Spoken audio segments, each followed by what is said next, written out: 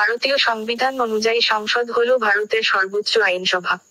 এটি দেশের সবচেয়ে গুরুত্বপূর্ণ রাষ্ট্রীয় সংস্থা।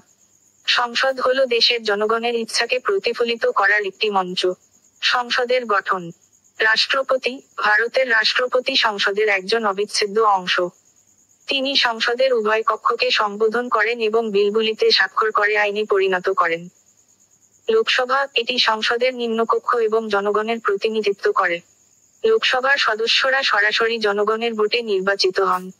রাজ্যসভা। এটি সংসদের উচ্চকক্ষ এবং রাজ্যগুলির প্রতিনিধিত্ব করে। রাজ্যসভার সদস্যরা রাজ্য বিধানসভা এবং বিধান পরিষদের নির্বাচিত সদস্যদের দ্বারা নির্বাচিত হন। সংসদের কাজ। আইন প্রণয়ন। সংসদ দেশের জন্য নতুন আইন তৈরি করে এবং পুরানো আইনগুলিকে সংশোধন করে।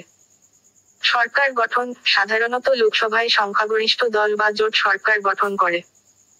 সরকারের কাজের ওপর নজর রাখা। সংসদ সরকারের কাজের ওপর নজর রাখে এবং তাদের জবাবদিহি নিশ্চিত করে। বাজেট পাস করা। দেশের বাজেট সংসদে পাস হয়। দেশের গুরুত্বপূর্ণ বিষয়ে আলোচনা। সংসদে দেশের গুরুত্বপূর্ণ বিষয়ে আলোচনা হয় এবং সিদ্ধান্ত নেওয়া হয়। সংক্ষেপে বলতে গেলে, সংসদ হল ভারতের গণতান্ত্রিক ব্যবস্থার একটি মূল ভিত্তি। এটি দেশের জনগণের ইচ্ছাকে প্রতিফলিত করে এবং দেশের সার্বিক উন্নয়নে গুরুত্বপূর্ণ ভূমিকা পালন করে। আপনি কি সংসদ সম্পর্কে আরো কোন বিষয় জানতে চান?